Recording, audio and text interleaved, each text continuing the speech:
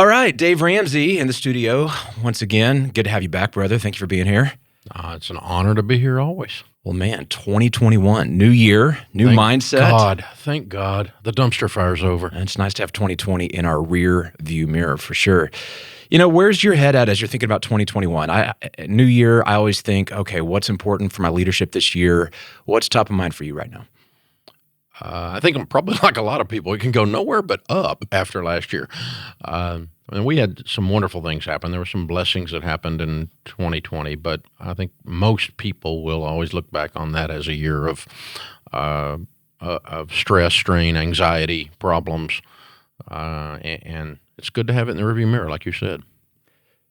You know, it's tempting to just run forward into the next year, but one thing we've done around here is taking the time to pause and think back on what are the lessons we learned from 2020. Because anytime there's pain, problems, stress, it's human nature to want to get away from that as quickly as possible. But we don't want to miss the lessons that we learned. As you think about looking back on 2020 for Ramsey Solutions, what are some of the top things that you go, hey, we're going to take this forward with us? These are some things that we're actually glad we didn't like the process, but we're actually glad that we went through it because now we're this much stronger. Yeah. Sometimes people think that times like that make people into something. They don't expose them for what they are. And I have a new level of gratitude and respect for our leadership team. Not only were they courageous, not only were they smart, not only was their work ethic incredible, but they were able to keep their chin up and, swing and fight and claw and scrappy. And what does it take to survive in these times? What does it take to even prosper in a weird time? And they did. So one thing I took away was just gratitude and a new level of gratitude, a new level of respect for our leadership team, our team in general, but certainly our leadership team. I've always believed what John Maxwell says, that leadership is influence. But I have observed with our team and with our leadership team and lots of situations that each of us have been in this year where you get the dirty looks, where you get the eye roll, the public shaming if you don't behave the way someone wants you to behave and those kinds of things. I'm amazed that when courage and peace and strength and a smile walk in the room, how they can dominate a room. And if you stay in that room long enough, it changes the room. Courage is as infectious as fear is.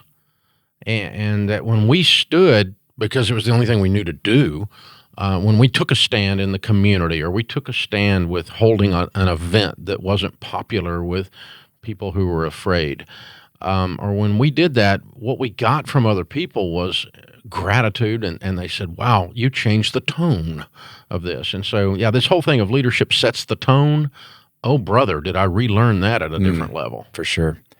You know, you're giving a lot of credit to our leaders, but it started with you. I remember when it first started getting weird out there, your approach, it wasn't shocking to me because I know you. We've been friends for a long time. I've served under your leadership for years and years. But I think we all, including our top leaders, were a little bit hesitant because this was this big new thing going on, and you hit it head on. In fact, I think about, the movie Forrest Gump, when Lieutenant Dan and Forrest are out on the boat and they're in the storm, and Lieutenant Dan is at the top of the thing. He's going, come on. This is all you got, God? In my mind, that's Dave Ramsey during like coronavirus and shutdown, and the scene after that, they're the only boat still sailing, and Bubba Gump Shrimp Company is born, and they succeeded as a result because everybody else sank.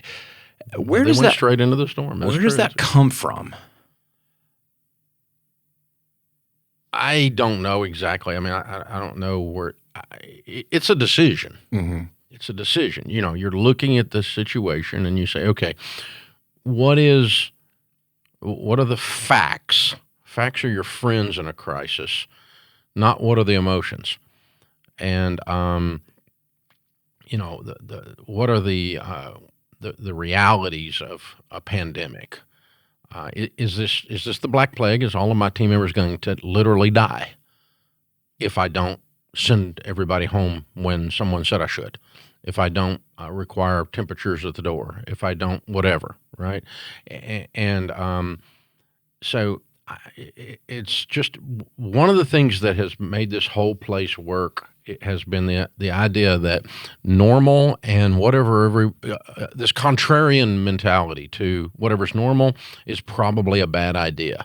What everyone else is doing is probably a bad idea, and so it's a little bit of rebel, I guess, and it's built this business from the ground up for sure. This contrarian thing of normal sucks, don't be normal. So, and some of it came from that, and some of it just came from, okay, what are the options here when I look at the facts? I'm afraid, and I don't want to harm anyone. I love my people. I love my family works here. My children in this building every day. Mm-hmm. The parents of my grandchildren, most importantly, are in this building every day. And so, would I actually bring harm to them? I mean, what kind of idiot would do that? Well, I wouldn't. I'm not in that list, and so. But given that, I'm looking at the facts and I'm going, okay, what is the risk, the actual risks, and what are the returns, and what are the alternatives? And when you look at the options, there weren't any good options. Doing nothing and hiding in a cave has turned out to be devastating for businesses. And being shut down has turned out to be devastating for businesses. And choosing to ignore the fact that your revenue in entire segments of the business, which you did with us, disappeared. Exactly. Ignoring that is devastating. And so you've got to look at that and go, okay, I have to deal with the hand I'm dealt, and I'm going to play those cards. And I'm not going to push all the chips to the middle and walk out of the room and just surrender the hand. I'm going to play the hand out. As you say all that, it dawns on me that not only is there this social pressure, but more than ever, there's pressure from government figureheads, reinforced by the media. I mean, it's just becoming less and less popular to be contrarian. And small business owners especially are positioned to hold the line for our country, to actually lead, to actually drive forward based on facts and not just fear and emotion. What is it about small business that we need to be thinking about how we really set the pace? I think most of us that start a business and run a business in modern America, we don't respect rules. The reason you start a business is you saw something was wrong. Mm-hmm. Something's wrong, and it needed to be fixed. And you're there to fix it, which means the status quo sucks. And I'm not okay with status quo of whatever it is you're there to fix. I'm not okay that small businesses don't get the respect out of Washington that they get. I'm not okay that many times when I was having to make a decision, especially in the earlier days of this place, I didn't have any resources. I had people writing on the concepts of leadership, but I didn't know how to walk someone through an actual confrontational conversation before I had to fire them if they didn't change their ways. I didn't know how to do that. I didn't know how to communicate difficult things to the entire organization. Nobody teaches that. The tactical applications of some of these theories, it wasn't out there. So we needed to solve those problems. And so, I'm breaking all the rules. Let's break all the rules, because basically rules are made by people who want to be safe, and nobody in small business started out their whole thing to be safe. You'd have kept your dadgum job that was horrible if you wanted to be safe. I get what you're talking about. I'm wired that way too. I like breaking the rules, and we've even laughed about some things I've done around here where I've broken the rules. And I also know you, and you're one of the most high integrity people I know. How do you balance this idea of breaking rules, being a renegade, pushing against status quo? I don't think what you're saying is lack integrity in doing that. Where's the line? How do you know when it's right to actually yield and submit versus, no, we're going to push back with integrity and break the rules and be okay with that from an ethical standpoint? Yeah. Well, I mean, to me, it's a higher calling. I don't serve the statutes of the United States. I serve Jesus. And if someone passes a law that is immoral, I'm not going to abide by that law. And if someone is doing something that's immoral, I'm not called to abide by that. Breaking a rule just to be a lawbreaker is not what I'm talking about. I'm not going to go rob a bank. That's not what I'm discussing here. But this idea, sometimes, some people, particularly in governmental situations, and sometimes even in business or in the media, so their whole goal in life is to make rules and enforce them. And they get, they have a Barney Fife syndrome. And so when we're dealing with, the codes administration on putting up a building, I don't just automatically assume that their code, that their idea that this code needs to do this. I push back and I go, okay, why? Where'd that come from? And is there not another way to do it? And it's not that I have to be mean to someone or angry with someone. It's just that sometimes people make up stupid crap. And it's like their whole life is making up stupid crap and enforcing it. Yeah. And so, to exist and to prosper, you've got to push back against, quote, convention, because there's so many people that are enforcing rules that they forgot why they were put in place in the first place. Now, obviously, we're going to abide by the fire code. If this place burns in this building, we need to have put in the proper sprinkler systems and those kinds of things.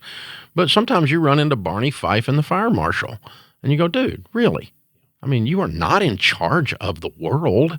You are enforce sprinkler systems. Come on. So it's not like you're not following the rule. You're challenging, why does this rule exist? In some cases, I'm just not going to follow it, because I don't believe that it's there. Now, a difference in a rule and a law maybe in that case, but for me, the speed limit is a suggestion. That's a law that I just break every morning on the way down here. I like driving my car. But the stuff around COVID, I mean, the pandemic, the stuff on that, they were just making up stuff on the fly, and the math didn't add up. And the CDC guidelines, you're not following the CDC guidelines. Which morning? They change them every morning. Exactly, yeah. We spent $60,000 cleaning surfaces to CDC guidelines in this place, only to have them come out and say, oh, cleaning surfaces really doesn't help. Well, you buttholes, where's my $60,000? Right. Because I followed your suggestion, and I did that to keep people in this place a little less fearful. But I'm not gonna spend another $60,000 cleaning surfaces because you guys are making up this stuff as you go. I think a lot of owners at the top think like we do. They're going, damn right. Yeah, we don't follow all these rules. But you said something key there, and that is that we have teams who are following us that maybe don't think exactly like that. How do we help them see the truth? How do we help them as leaders, educate them, bring them along? Maybe they didn't come out of the womb with that same bent of just like, yeah, it's us against the world. We've done that really well here. I think it's just two or three things. Number one is we've got good relationships with people. And so they really know, even if this feels weird to me, even if this is outside my comfort zone, these leaders in this building are not people. I know them. They're not people who want to hurt people. They're not rash. They're not unwise. They're not crazy people. And so when they take a stand on something and go, okay, we're going to come back to work, and then we had 3 people, out of 1,000 go bonkers because we weren't going to check temperatures at the door. I'm like, we're not going to do that. It's okay. If you don't want to come, it's okay. It's a free country. It's not Russia. You don't have to work here. But, if you think that we are really going to cause you to die and we're those kinds of people, you don't need to work for us anyway. You should never work for anyone who's trying to kill you. That's kind of ridiculous, So they quit, or one of them quit or 2 of them quit and the other one decided it's okay, But, because we had good relationships with 900 people and we have a track record of being wise, not rash, but challenging convention when appropriate and when convention doesn't have a good reason, it's just there. The logic flow is bad. Then they're okay.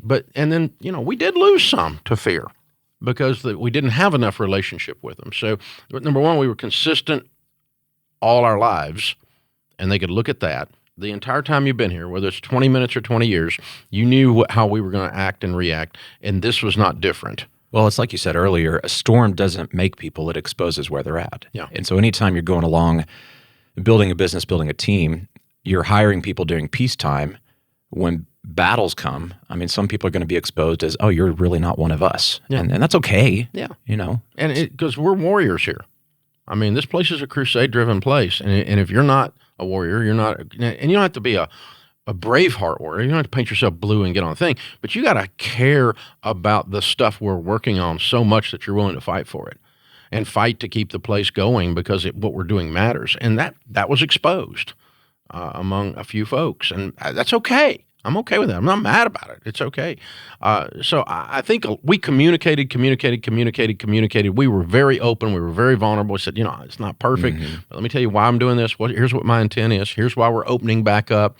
The first week's going to be voluntary. We're not going to work at home anymore. We're coming back to work. First week's voluntary. After that, we'll work with you if you've got kid problems. Your kids aren't in school. We'll work with you if you've got infirm family members and you're worried about them being exposed. We'll give you some grace there. But by and large, this place is beginning to come back to work, and over time, we're all going to be back at work. We're not doing a work from home thing. We're not changing. I'm sick of Zoom. I hate freaking Zoom. I'm done with it. And so if you don't want to do that, it's okay. I'm just telling you what we are doing. This is who we are, and we were real kind and real clear, and we've got some folks wear masks and some don't, and we've not been shaming anybody for that, and we don't, if you're not pushing back against all the misinformation and COVID and pandemic and crap coming out of government and shutdowns and stuff. If you don't believe all that, that's okay. We're here. We love you. We love the people we're serving. We're going to work and scrap and fight to get to continue to bless the people outside these walls. If you want to be on that train's still running. Yeah, that's right. Well, we've said it already, but doing all the stuff we're talking about takes courage. I'd like for you to talk to business owners as they're thinking about 2021. And some of them may say, I haven't felt that courageous.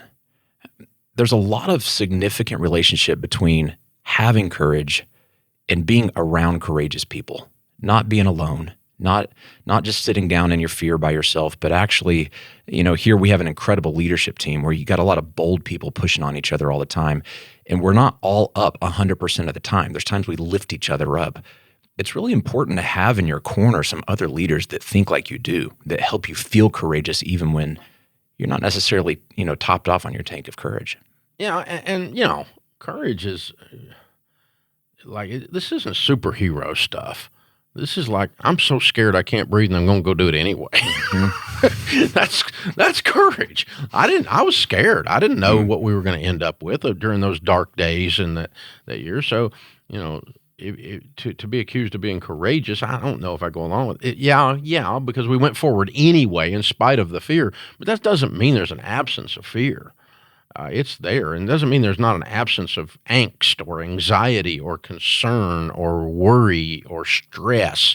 And it doesn't mean that your tank doesn't get emptied out. It did. All of us around here we hit the wall, man. We had adrenaline burnout because we were busting it. So But the thing is this: you've got to make decisions based on what you believe is right. The principle, not based on optics.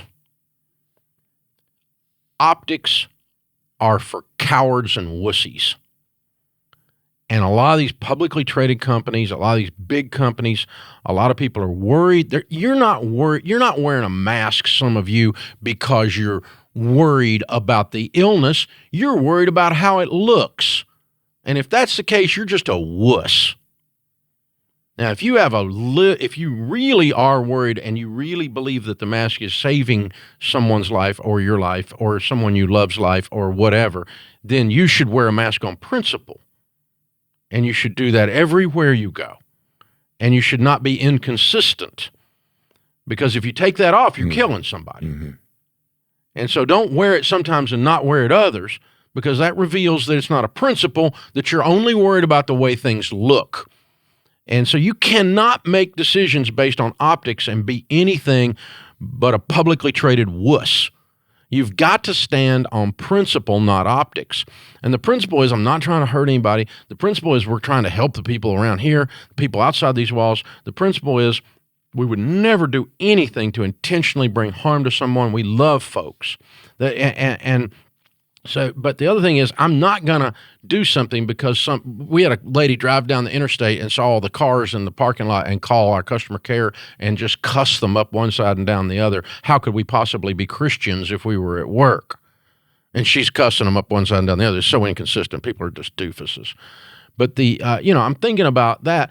She doesn't get a vote. Mm-hmm. What she thinks doesn't dictate our decisions. We are going to look at the facts, and based on principle, we're not going to do it based on the way it looks. We're going to do it based on the way it is, what principle is. And you've got to do that in all times. And, man, I got to tell you, I relearned that lesson 63 times in 2020, and it has made me as bold as a lion going into 2021 because principle, man, it works. Yeah. Standing on principles. This is what is real, and this is what is right. And if you don't like the way it looks, I can't help you with that. All you can do is just not do business with us. All you can do is just not work here. All you can do is come try to arrest me. But you can do all those things if you don't like the way this looks. We had interaction with public officials when we're doing these events, and all they cared about, when you really got down to it, because we created solutions to calm their butts down, and all they really cared about was the way it looked. And so, that's just the inconsistency and the hypocrisy of that stuff just blows my mind. So whether it's pandemic, whether it's a reaction to a forest fire, a hurricane, whether it's a reaction to team member issue. I mean, it's really anything. Stuff happening in Congress that affects your business and tax law change, and they cram healthcare down your throat as a business owner or whatever it is. You've got to do the thing that is the right thing. And if you're taking a poll all the time on how it looks, you're not going to make it. And you shouldn't. Well, I want to go further on this. Some people have principles, but they're too scared to make decisions based on those principles. I think a lot of people, they default to optics because they don't have principles. They never just sat down and decided what they believe and what's true and where they're going to stand. They're more afraid of what people think than they are not following God. They're more afraid of what people think than they are the violation of the principle. If everybody's jumping off a building, the principle that's going to kick in is the law of gravity. Right. And if you jump off a building with everybody else because everybody else is doing it, you're more afraid of the popularity contest than you are the results of the hitting the sidewalk. Yeah. And I'm more afraid of the sidewalk than I am what you people think. Well, but you had to have principles before the storm. I mean, you can't develop your principles in the middle of the chaos. Well, you have to recognize that they exist. So how did you develop your principles that you were going to stand on these things? You were going to say, hey, it doesn't matter if it's popular. It doesn't matter what the optics are. This is where Dave Ramsey's going to take a stand. Well, I have the unfair benefit of having gone broke in my 20s. And one of the things that happened when we went broke and lost everything was we were humiliated. We were embarrassed publicly.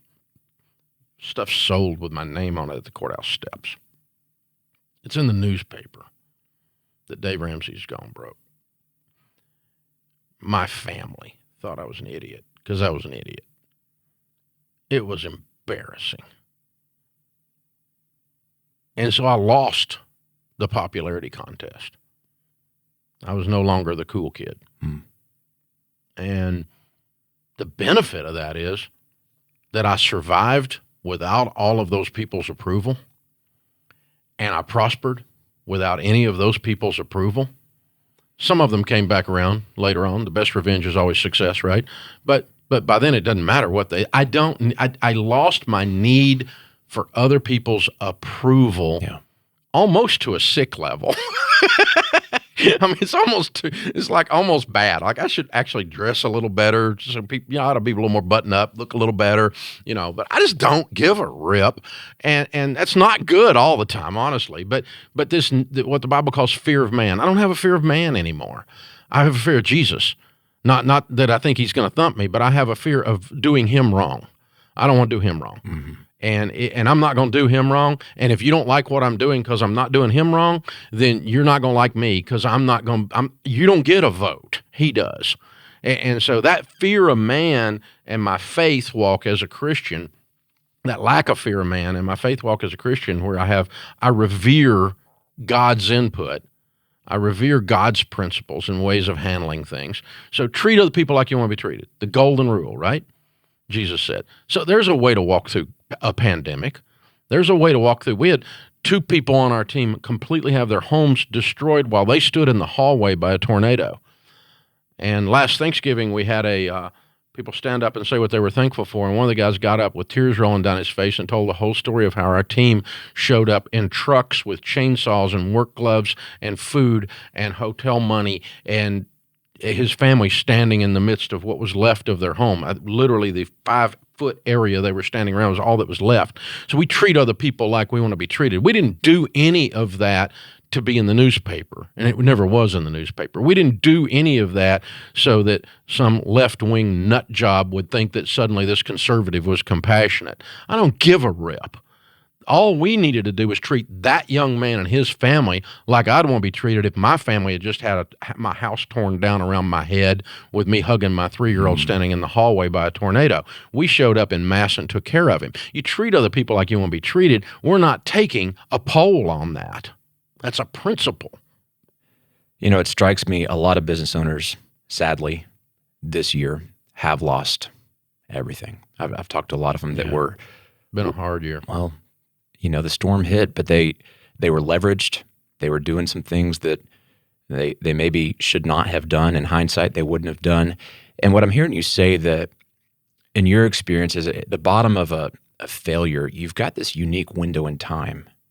You have a perspective, and you have a season where you can really develop some of these principles, some of these no matter what things that you're going to go forward with the rest of your life. Yeah, and if that's you and that happened to you, I mean, you're one of the 3 little pigs that built straw or sticks, maybe. I was that little 3 little pig. Mine was straw. It was a house of cards, and it came down around my head, so it was my fault because I didn't build a brick house. I wasn't the 3rd pig, and that's how I went broke.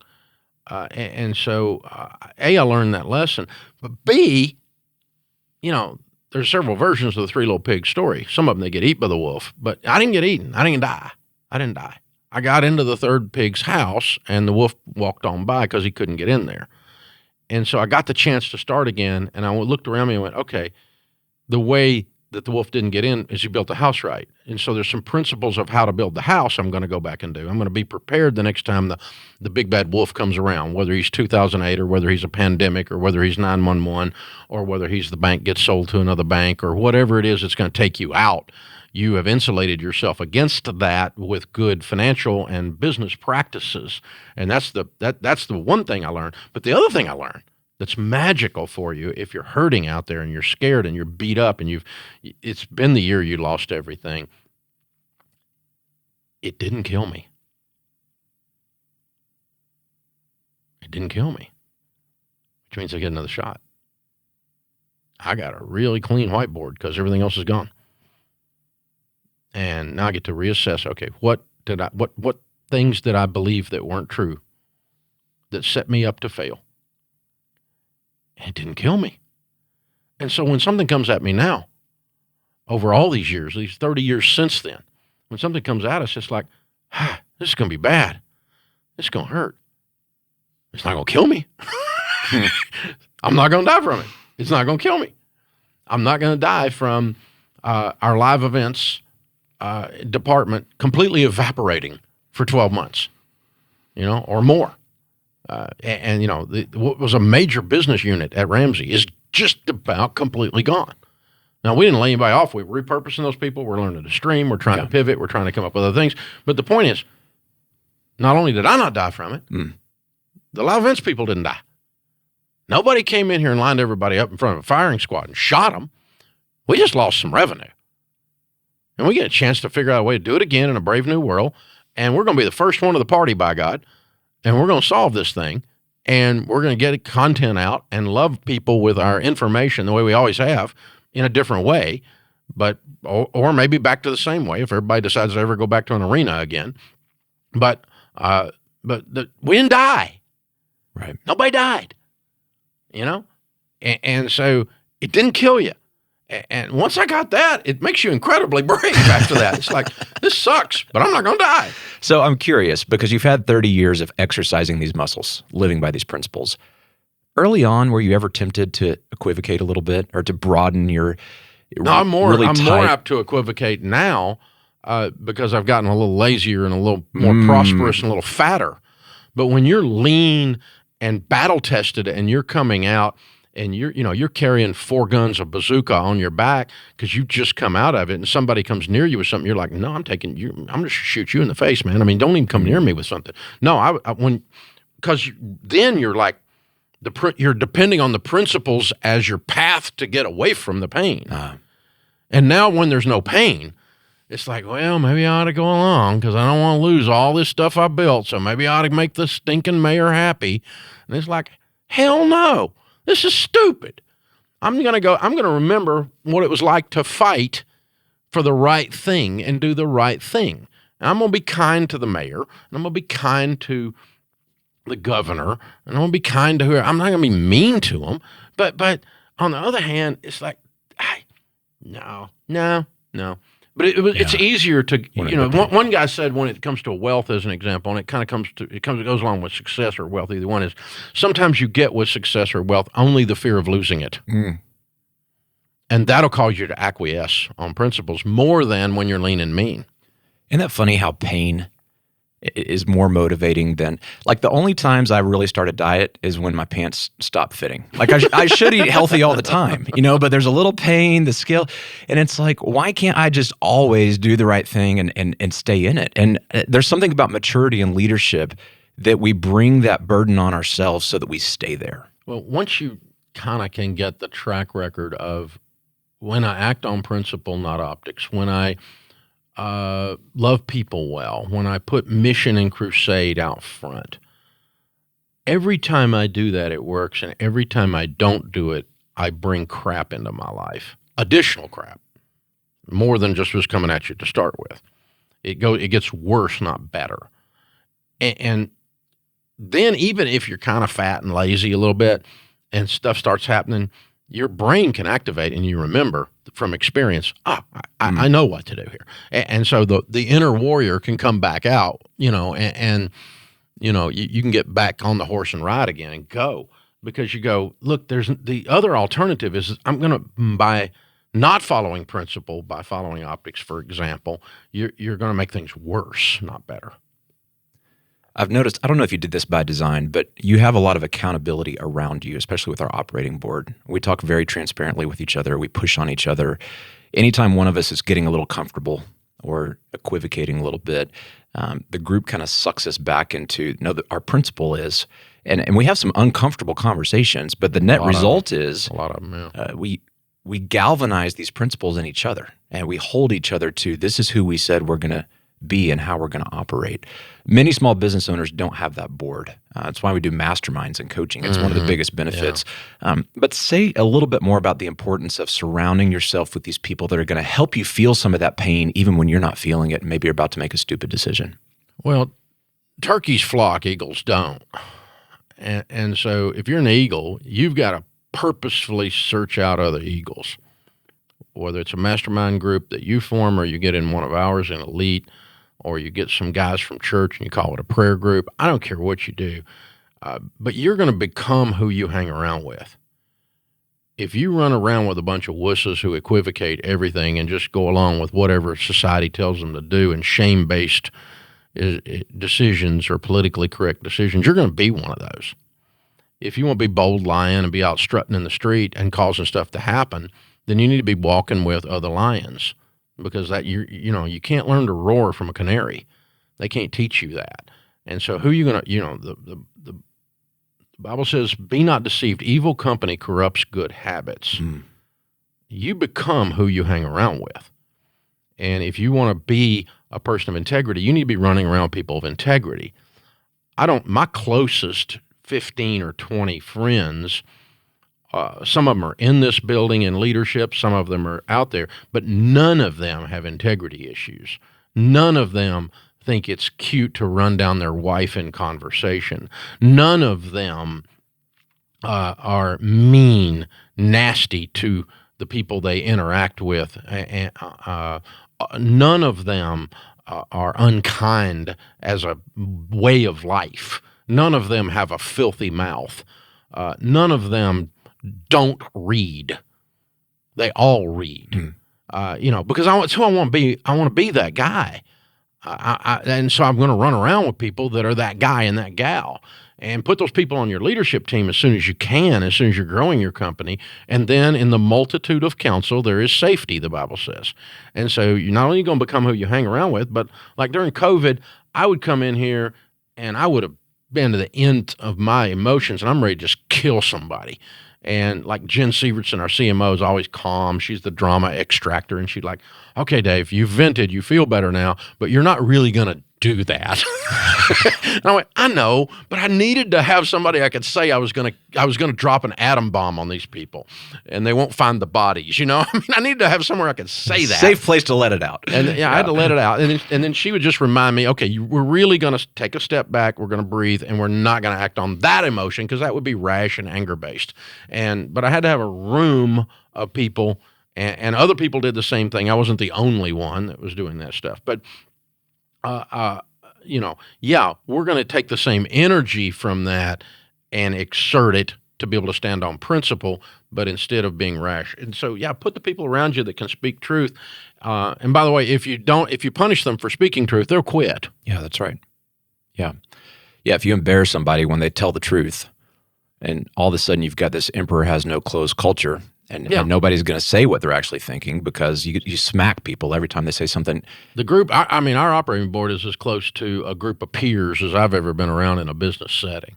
But we've worked at it for 10 years to build that spirit in the room where it's permission to. There's no question that they know I own the place. There's no question Dave is in the room. It tilts the room still, but it doesn't tilt it anywhere near like it used to. Yeah, but we've had to really balance that table out. And when people called me out and getting a good argument with me in that room, sometimes they get to win the argument because they're right and stuff like that.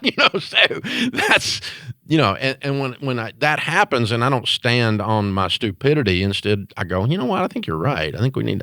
I think I saw that wrong, and then that gives somebody else permission to stand up. Well, you've modeled it, and I think the owner and CEO does have to model this. The group will not get itself there, and it doesn't. It doesn't even matter if they're right, because I've seen you do this where somebody else say something that is attacking your idea. We never attack each other as people, but I mean they're being brutal about, no, I don't see it the way you see it. And they may be wrong, but you never shame that person for speaking up. In fact, there's times you go, hey, I don't like what you said. I'd appreciate it if you went and did your research before you argue with my point. But I'm glad you said it. Thank you for speaking up. I mean, you've created a culture where you thank people for telling the truth. And that, I know from where I sit, I feel very comfortable saying anything I'm thinking to you. Yeah. And it's not going to be a personal, sometimes you put me in my place, I put you in your place on the facts, but there's not like this other personal shaming thing going on. Well, Pat Lencioni talks about it in the book The Advantage, which is one of the best theses of a book I've seen ever. And the book is awesome as well, and he's a good friend. But the thesis of The Advantage is a company, an organization, whether it's a family, a company, a church, that can do healthy conflict has a marketplace advantage way beyond product quality, way beyond smart people working on the team. Most people have some smart people on the team. Most people put out a pretty decent product. But you can whip all of them if your internal leadership team, and for that matter, the entire organization, has a playbook to do healthy conflict. And healthy conflict is the only way you create real accountability. It's the only way you can it's the only way I can dial in which of these things that I'm sensing, that I'm feeling are accurate, which of these things this place needs to act on. I've done a lot of stuff by myself, and a lot of it was wrong, And so I quit doing it. It just didn't work. The principle is, in the multitude of counsel, there's safety. As we're thinking about 2021, one thing we know for sure is you need a plan for your success. We planned really well all the way through COVID, and as a result, we were up year over year. Yep. We didn't just stumble into being up year over year. We had entire segments of our revenue disappear, and other segments more than made up for it. So we were up year over year. Matter of fact, we were up over what we projected budget to be for the 12 months beginning before COVID. Yeah, it's just bizarre. But Just bizarre. it didn't happen because we were one of those unique businesses that happened to benefit from everything going on. We rallied. We were running like somebody was chasing us, man. We launched new things. We tried stuff. We shipped stuff sooner. But we came into our war room as an executive team every 2 days for 90 days in a row, and we had a battle plan. Yep. And we knew how to do that because we have been an organization that has valued and built plans. You got to have a freaking plan. And it's one of the 6 drivers of an EntreLeadership company is planning. What would you say to business owners as they're maybe kind of stumbling out of 2020? Maybe they didn't have a plan, or maybe they're still licking their wounds. This is the time to plan your year out. This is the time in January to look out and go, where do we want to be in a year from now, and how are we going to get there? Well, I didn't, when I started, for the first several years, we didn't do any planning. We certainly didn't do any strategic planning. Someone said something about StratOps one time, and I said, I don't even know what that is in the early days. And so I just always figured we could out-earn our stupidity. If we just go sell some more stuff, it'll all work out, And so we didn't, there wasn't a plan. Plan was make payroll Friday. Well, and that works to a point. Yeah, no. You can get a business moving with just some raw sales. You can do a lot of stuff that works to a point, but it's not necessarily the shortest distance between 2 points. It's not the most efficient way to get there. If you want to get from where you are to a better place, that's not the best way to get there. You can get there that way, but you're making it hard on yourself. So what I always said that was the lie that I believe was, I don't have time. I got too much to do. You want me to take my time? Planning to me was not working.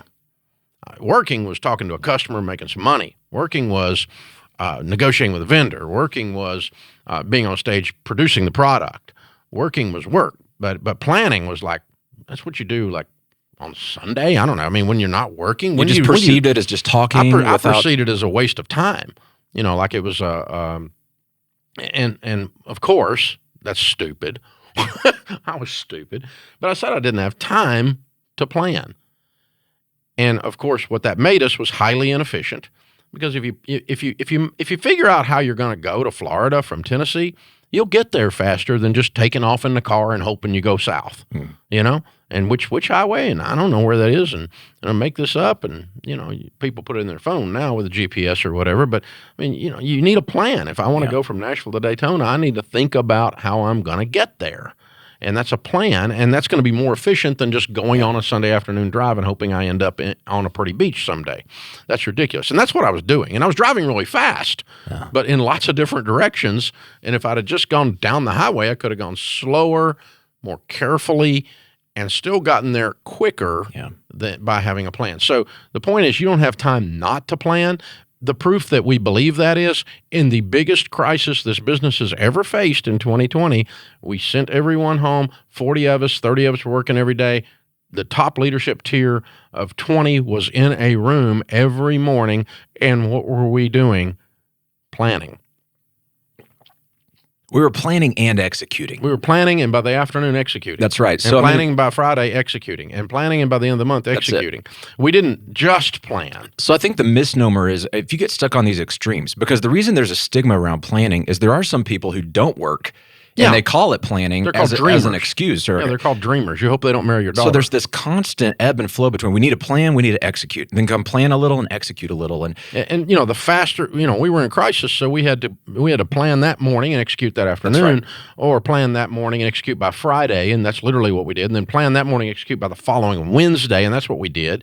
And we started putting, what are the near-term things, the next things out, the next things out, the next things out. But we didn't just run out in the street flailing around hoping we would work this out, and kept working. And they're sucking your thumb sitting in the corner, but there's also flailing around rash without a map. And so we've just found the most efficient way. The shortest distance between you where you are and greater success is a plan, and it gives you efficiencies that exceed the time it takes to build the plan. Stephen Covey in The 7 Habits tells the story of the crew that's chopping down the trees in the forest, and nobody ever climbed up to the top of the tallest tree to look out and figure out if they're in the right forest. And they chopped down the wrong forest, and so the next day they had to go chop down the forest they were supposed to chop down to begin with. And it's just, that's leadership. Like, you have to take the time to get above the problem and say, are we doing the right things the right way? And if you're just executing all the time, you can waste a lot of effort, do a lot of the wrong things, and then you got to come back and do it later. Exactly. And what I now know that I didn't know when I was the young guy just running around flailing is that I actually get there faster if I don't work all the time, or I consider planning part of the work. Mm-hmm. And so if I stop and go, we're going to once a quarter shut down the entire operating board, the 15 most highly paid team members out of 1,000, and we're going to not do any work, tactical work, and we're going to get in a room and we're going to plan 2 days 4 times a year. Oh, and we're also going to go once a year to a really nice resort and just hang out together and hardly do any planning or anything, because the quality of relationships are increased and things move at the speed of trust, and we've got a great plan. And so we spend actual productive hours and money producing the plan and building relationships. And the efficiencies that those two things create far outpace 10x the time we took to do them. It takes a lot of maturity as a leader to realize that the best leaders spend a lot of time, an inordinate amount of time, thinking.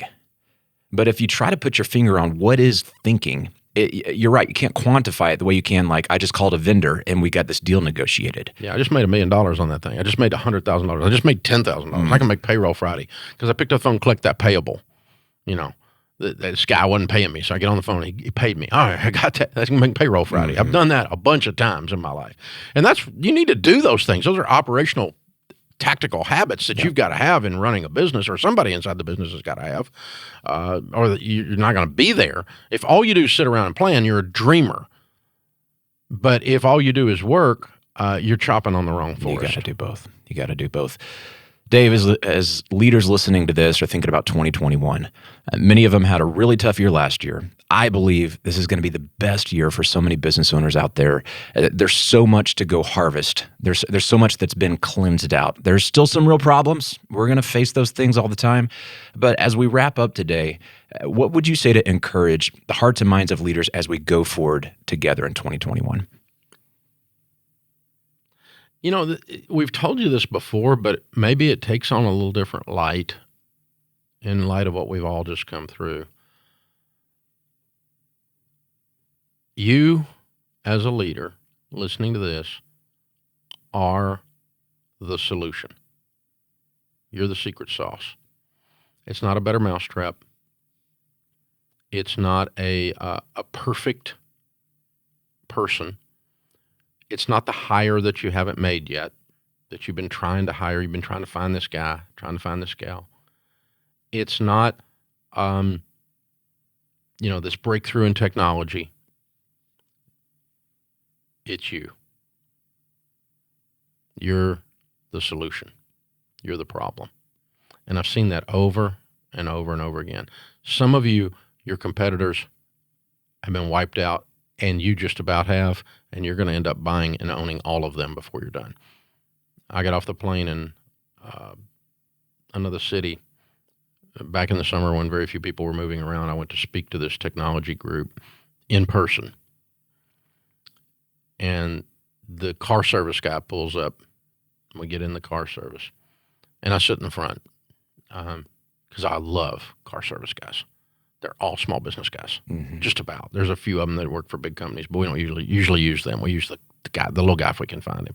And I'm driving along. Turns out the guy was a fan, and he was the owner of this 5-person car service. They had 5 cars, 5 sedans, 5 SUVs out there rolling, and 1 Sprinter, one Mercedes Sprinter. But we were in the Suburban is SUV, riding along. And I'm like, so how's your year? Because I'm figuring there's nobody riding around in car services, right? Because the corporate guys are all at home. The people doing events are all at home.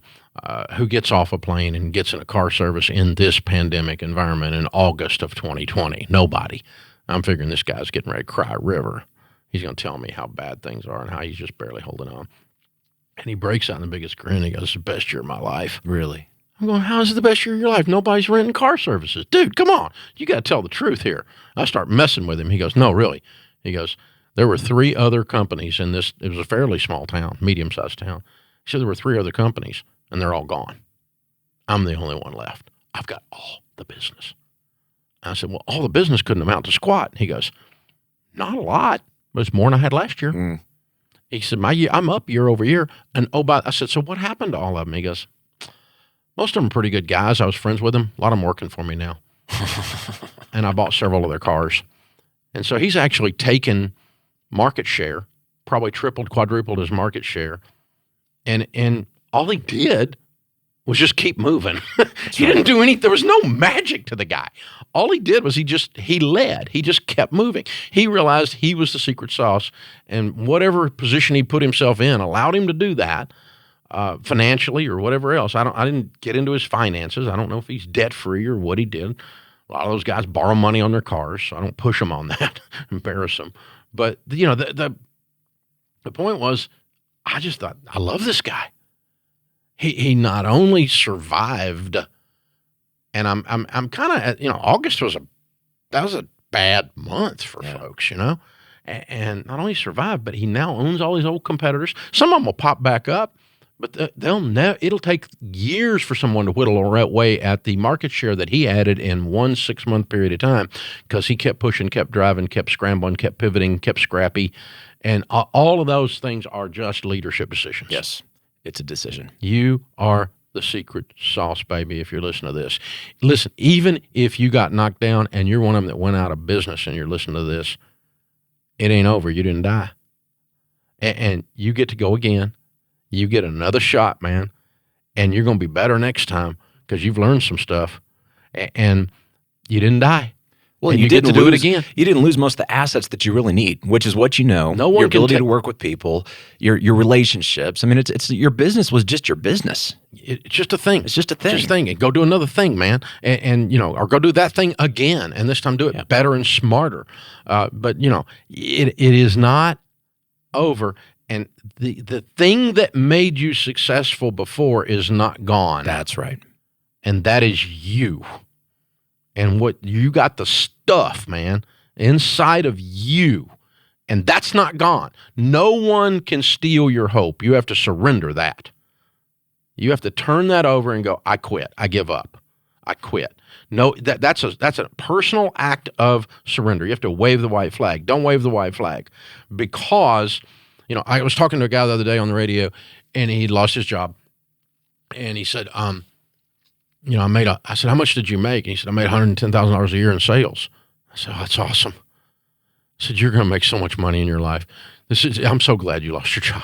What do you mean? I go, listen, man, if you can make 6 figures in sales, number one, you can do almost anything. But number two, if you've ridden that bicycle, you know what it feels like to ride that bicycle. Mm. The chances of you getting back to 6 figures in the next 90 days, or getting back on a 6-figure trajectory in the next 90 to 120 days, is so high. Now, if you called me up and you said, I used to be in sales and I made $10,000 a year, I'd be going, you need a new career, man, because you suck at sales.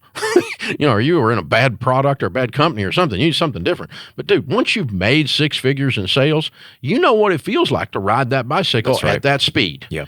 And you're never it's not going to be comfortable for you to ride a bicycle at the $25,000 a year speed, because you've done it before. You ever get a car up to 140,000, 140, 150 miles an hour ever, which I won't say I know anybody's done that. Anybody that's done that. But then when you slow down to 80, it feels like you stopped. Mm. Because your brain gets used to moving at that speed. You've still got that inside of you if you went down this year, and this is an event. It is not a death sentence. That's right. Well, it's going to be an exciting year. I think there's so much to look forward to, and it's an honor to have built this thing with you, to get to lead alongside you. We got through a battle last year, and I'm excited to go out and harvest with you in this coming year. So thank you for your leadership. Thank you for your belief in small business everywhere. That's what makes this thing tick. And it's always good to have you back in the EntreLeadership studio. Love doing it. Love doing it. I love this brand. I love small business people. You deserve to win out there, guys, and we're here to help you. Thanks, Dave.